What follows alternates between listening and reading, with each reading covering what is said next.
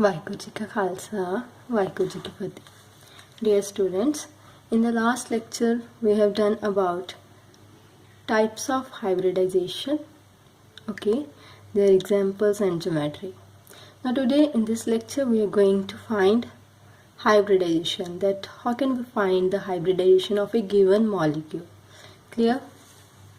So beta दो तरीके हैं फाइंड करन दे, स्ट्रक्चर ते फार्मूला.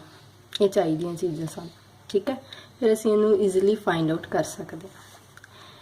स्ट्रक्चर दे विच असीं सिंगल बॉन्ड ते लोन पेयर नूं कंसीडर करते हैं, बट वी डोंट कंसीडर और डोंट इनवॉल्व पाई बॉन्ड. ठीक है, सिर्फ असीं किन्हां नूं कंसीडर करते हैं, single bond and lone pair.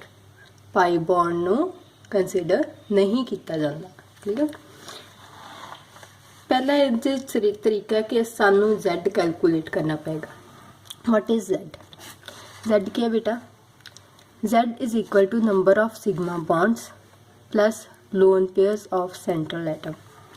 Total structure विच किन्ने सिग्मा बॉन्ड बन रहे प्लस जिहड़ा सेंट्रल एटम है उहदे उपर लोन पेयर्स किन्ने है. I am not saying lone pair electrons. ठीक है, मैं कह रही हूँ लोन पेयर्स किन्ने हैं. ठीक है.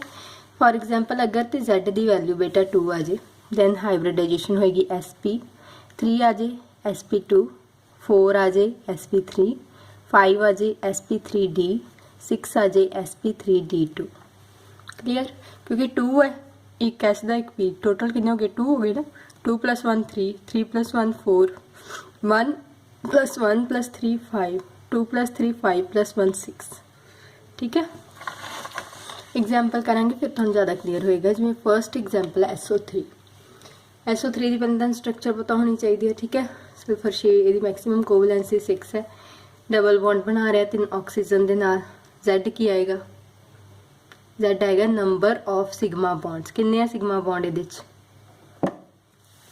एक है, एक है, एक है. दूजा तो पाई बॉन्ड है ना. 3 हो गए सिग्मा बॉन्ड. लोन पेयर हैगा कोई सेंट्रल एटम ते? नो, 0. Z कितना आ गया? 3.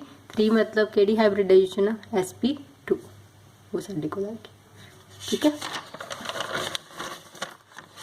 नेक्स्ट है वाटर H2O. H2O विच देखो ये स्ट्रक्चर की बेंट होंदी है OHH. लोन पेयर ऊपर 2 प्रेजेंट है, एक आ एक आ. Z क्या है? सिग्मा बॉन्ड किन्ने? 1 ते 2. लोन पेयर किन्ने? 1 ते 2, 4 आ गया. sp3 हाइब्रिडाइजेशन आ गई. ठीक है. अमोनिया दी NH3 दी एक लोन पेयर है, 3 सिग्मा बॉन्ड है, 3 + 1 4 sp3 हाइब्रिडाइजेशन. ठीक है. SO42 negative. SO42 नेगेटिव दी ये हुंदी है शेप. लीस्ट डॉट स्ट्रक्चर च तुसीं कीता होया 2 2 4 1 5 ते 6 बॉन्ड बना रहा है. ਉਹ ਦੋਵਾਂ ਜਿਹੜੇ ਸਿੰਗਲ ਬੌਂਡ ਬਣਾ ਰਹੇ ਉਹਨਾਂ ਤੇ ਨੈਗੇਟਿਵ ਚਾਰਜ ਆ ਰਿਹਾ. ਠੀਕ ਹੈ. ਤੇ ਸਿਗਮਾ ਬੌਂਡ ਕਿੰਨੇ? 1 2 3 4 4. ਲੋਨ ਪੇਅਰ ਹੈਗਾ ਸੈਂਟਰਲ ਐਟਮ ਤੇ 9 0. 4 ਆ ਗਿਆ sp3 ਹਾਈਬ੍ਰਿਡਾਈਜੇਸ਼ਨ. ਕਲੀਅਰ. ਨੈਕਸਟ ਹੈ ਫਾਸਫੋਰਸ ਇਨ PCl5. ਫਾਸਫੋਰਸ ਦੇ ਵਿੱਚ ਕਿੰਨੇ ਬਣਾ ਰਹੇ ਬੌਂਡ ਸਿਗਮਾ? 1 2 3 4 5. 3 ਪਲੇਨ ਦੇ ਵਿੱਚ, ਇੱਕ ਅਬਵ ਦਾ ਪਲੇਨ, ਇੱਕ ਬਿਲੋ ਦਾ ਪਲੇਨ. ठीक है. 5 बना रहा है, 5 ही आ गए. कोई लोन पेयर हैगा ये ते? नहीं हैगा, 0. इट मीनस Z कितना आ गया? 5. हाइब्रिडाइजेशन की आ गई sp3d. क्लियर है. सारी इजी बेटा. N इन नाइट्रेट आयन. नाइट्रेट आयन दी की हुंदी है? असीं लीस्ट डॉट स्ट्रक्चर च कीता सीगा. N double bond O, single bond O, single bond O. N ते पॉजिटिव चार्ज, इन्हां दोवां ते नेगेटिव. टोटल कितना चार्ज आएगा? -1, क्योंकि +1 -2 -1 आ जाएगा. हुण सिग्मा बॉन्ड किन्ने बन रहे? एक इधर, 2 3 3. लोन पेयर हैगा? नो, 0. 3 आ गया sp2 हाइब्रिडाइजेशन. ठीक है. Sulphur in H2S. H2S they which H2S दे ये होगी स्ट्रक्चर. सेंट्रल एटम सल्फर है. सिग्मा बॉन्ड 2 1 ते 2. लोन पेयर 1 ते 2. क्योंकि सल्फर दे वैलेंस च 6 हुंदे आ ना. एक इत्थे आ गया, दूजा इत्थे, तीजा चौथा पंजवां छेवां. 2 ये सिग्मा बॉन्ड है, 2 ये लोन पेयर है. 4 आ गई sp3 hybridization. Find the hybridization of all carbon atoms in the given molecule. तुहानूं मॉलिक्यूल दिता होया जिवें तुसीं 10th च कीते सीगे है ना. ते ਇਹਦੇ ਵਿੱਚ ਸਾਰੇ ਕਾਰਬਨ ਐਟम्स ਦੀ 1 ਤੋਂ ਲੈ ਕੇ 7 ਤੱਕ ਤੁਸੀਂ ਹਾਈਬ੍ਰਿਡਾਈਜੇਸ਼ਨ ਕੈਲਕੂਲੇਟ ਕਰਨੀ। ਹੁਣ ਦੇਖੋ ਪਹਿਲਾ ਕਾਰਬਨ ਇਹ ਵਾਲਾ, ਇਹਦੇ ਵਾਸਤੇ ਕਿੰਨੇ ਸਿਗਮਾ ਬੌਂਡ ਹੈ? 1 2 3। ਹਾਂ ਭਾਈ ਇਹਨੂੰ ਨਹੀਂ ਕੈਲਕੂਲੇਟ करना। 1 2 3 सिग्मा बॉन्ड, कोई लोन पेयर हैगा नहीं, Z3 आ गया, हाइब्रिडाइजेशन sp2। इसी तरह तुसी सारे ਜਿਹੜੇ ਕਾਰਬਨਸ ਆ ਉਹਨਾਂ ਦੀ ਕੈਲਕੂਲੇਟ ਕਰਨੀ, ਖੁਦ ਕਰਕੇ ਦੇਖਣੀ ਆ ਕਿ ਕੀ ਸਾਡਾ ਆਨਸਰ ਮੈਚ ਕਰ ਰਿਹਾ। ਹਰ ਕਿਸੇ ਕੇਸ ਦੇ ਵਿੱਚ ਤੁਸੀਂ Z ਵੈਲਿਊ ਕੈਲਕੂਲੇਟ ਕਰਨੀ ਹੈ। ਔਰ ਸਾਨੂੰ ਪਤਾ ਹੈ ਇਹਦੇ ਵਿੱਚ ਕੋਈ ਲੋਨ ਪੇਅਰ ਨਹੀਂ ਹੈ, ਜਸਟ ਤੁਸੀਂ ਸਿਗਮਾ ਬੌਂਡਸ ਕੈਲਕੂਲੇਟ ਕਰਨੇ ਆ। ਠੀਕ ਹੈ, ਕਿੰਨੇ ਹੈ ਉਹਦੇ ਅਕੋਰਡਿੰਗਲੀ Z ਵੈਲਿਊ ਆ ਜਾਏਗੀ। Z ਵੈਲਿਊ ਕੈਲਕੂਲੇਟ ਕਰਨ ਤੋਂ ਬਾਅਦ ਤੁਸੀਂ ਉਹਦੀ ਹਾਈਬ੍ਰਿਡਾਈਜੇਸ਼ਨ ਟੇਬਲ ਤੋਂ ਆਰਾਮ ਨਾਲ ਦੱਸ ਸਕਦੇ ਹੋ। ਕਲੀਅਰ ਹੈ? ਠੀਕ ਹੈ।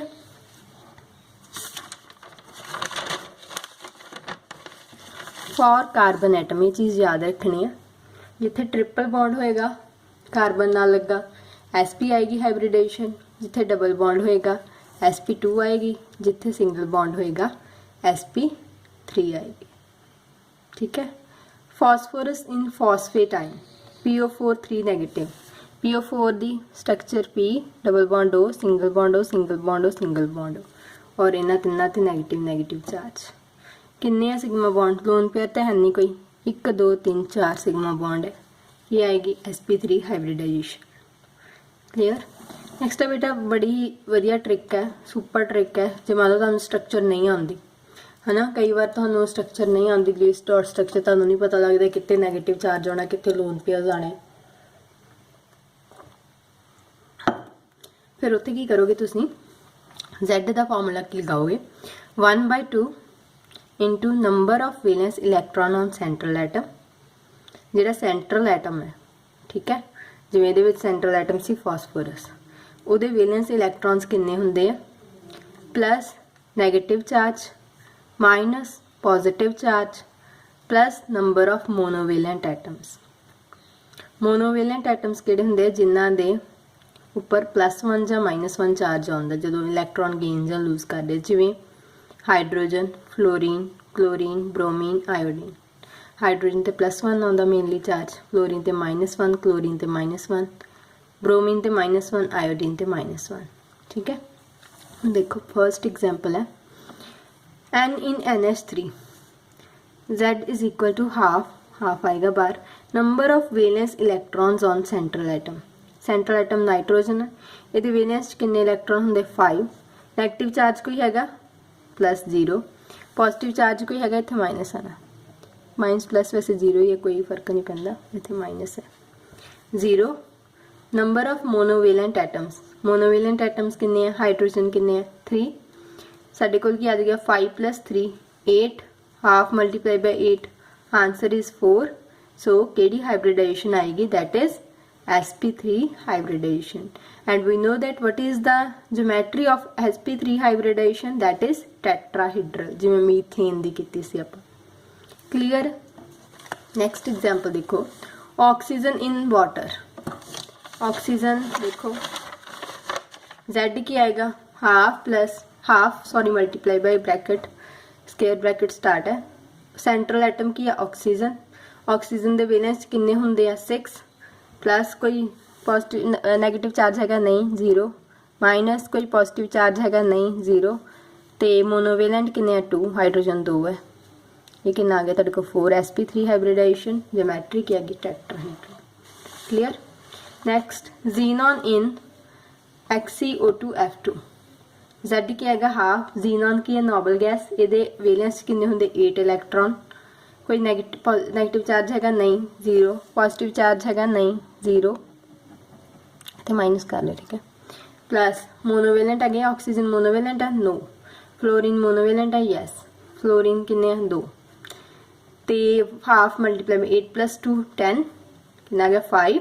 दैट इज sp3 आएगा D। 5 होंगे ना, 1 2 3 4 5। sp3D हाइब्रिडाइजेशन, ज्योमेट्री आएगी ट्रिगनल बाई पिरामिडल, जिवें आप एक प्लेन च ट्रायंगल बनाते सीगे ते एक अबव द प्लेन बॉन्ड आएगा, एक बिलो द प्लेन। ठीक है। नेक्स्ट है carbon in carbonate ion CO3 2 negative. Z की आएगा हाफ, कार्बन दे वैलेंस 4, मोनोवेलेंट है सॉरी नैगेटिव चार्ज है, हाँ नैगेटिव चार्ज नू प्लस कर दो, पॉजिटिव चार्ज नो जीरो, मोनोवेलेंट नो जीरो, कितना आ गया 4 + 2 6, 3 आ गया sp2 हाइब्रिडाइजेशन, ज्योमेट्री आ गई ट्रायंगुलर प्लेनर। क्लियर। n इन नाइट्रेट आयन ਇਹਦੇ ਵਿੱਚ ਕੀ ਹੈਗਾ z = 1/2, नाइट्रोजन ਦੇ ਵੈਲੈਂਸ ਦੇ ਵਿੱਚ 5 प्लस नैगेटिव चार्ज 1 आएगा, माइनस पॉजिटिव चार्ज हैगा कोई नो 0, मोनोवेलेंट आयंस नो कोई भी नहीं है 0 आएगा। सो 5 + 1 6, हाफ मल्टीप्लाई बाय 6 कितना आएगा आंसर 3। 3 मतलब केड़ी हाइब्रिडाइजेशन आएगी sp2। ज्योमेट्री की आएगी ट्रायंगुलर प्लेनर, ज्योमेट्री आएगी ट्रायंगुलर प्लेनर, ਜਿਹੜੇ ਤਿੰਨੋਂ ਬੌਂਡ ਇੱਕ ਟ੍ਰਾਇੰਗਲ ਦੇ ਵਿੱਚ ਇੱਕ ਪਲੇਨ ਦੇ ਵਿੱਚ ਲਾਈ ਕਰਦੇ ਆ। ਨੈਕਸਟ ਹੈ ਸਲਫਰ ਇਨ SF4। ਸਲਫਰ ਦੇ ਵੈਲੈਂਸ ਬੇਟਾ 1/2 ਤੋਂ ਬਾਹਰ ਆਏਗਾ, ਸਲਫਰ ਦੇ ਵੈਲੈਂਸ 6 प्लस कोई नेगेटिव चार्ज है नो 0, माइनस कोई पॉजिटिव चार्ज है नो 0, प्लस मोनोवेलेंट एटम्स है हाँ फ्लोरीन किन्ने है 4, सो कितना आ गया 6 + 4 10, तो Z कितना आ गया साढ़े को 10/2 5। हाइब्रिडाइजेशन हैगी sp3d, ज्योमेट्री केड़ी हैगी ट्रिगनल बाई पिरामिडल। क्लियर। नैक्सट है सिलिकन इन SiF4। सिलिकन बेटा कार्बन वाले ग्रुप विच आंदा है, हाफ इहदे वैलेंस इलैक्ट्रॉन होंगे 4, प्लस नैगेटिव चार्ज कितना 0, माइनस पॉजिटिव चार्ज कितना 0, प्लस मोनोवेलेंट कितने 4, 4 + 4 8, 1/2 मल्टीप्लाई बाय 8 4, 4 का मतलब sp3 हाइब्रिडाइजेशन, ज्योमेट्री क्या आएगी टेट्राहेड्रल। नेक्स्ट है जीनॉन इन XeF4। Z क्या आएगा हाफ, जीनॉन दे वैलेंस 8 इलेक्ट्रॉन, कोई नेगेटिव चार्ज है नो 0, कोई पॉजिटिव चार्ज है -0 नो, ते मोनोवेलेंट 4 है, 8 + 4 12, 12/2 6, sp3d2 हाइब्रिडाइजेशन, ज्योमेट्री क्या आएगी octahedral. Sulphur in SO3 2 negative, Z = 1/2 square bracket start then small bracket, sulphur they valence दे which 6 electrons, plus negative charge कितना 2, माइनस पॉजिटिव चार्ज कितना 0, plus monovalent atoms कितने 0, 6 + 2 8, 8/2 कितना आएगा 4, that is sp3 hybridisation, geometry क्या आएगी tetrahedral. Clear. Next है sulphur in H2S। Last example है Z = 1/2, सल्फर की है सेंट्रल एटम, सल्फर दे valence 6, plus negative charge 0, minus positive charge 0, plus monovalent atoms 2 है, हाइड्रोजन 2 लिखो, 6 + 2 8, 8/2 4, sp3 hybridization and geometry will be tetrahedral. So students, today in this lecture we have done about the methods of finding hybridization. Okay, the first method was that to draw the structure and find out the number of sigma bonds, lone pairs, etc. And the second trick was, which was very easy, okay, that was to also to find the value of Z, but the formula was Z = 1/2 into number of valence electron on central atom plus negative charge minus positive charge plus number of monovalent atoms in the structure. So that was all about finding Z and then finding hybridization and then telling about geometry of the molecule. Thank you.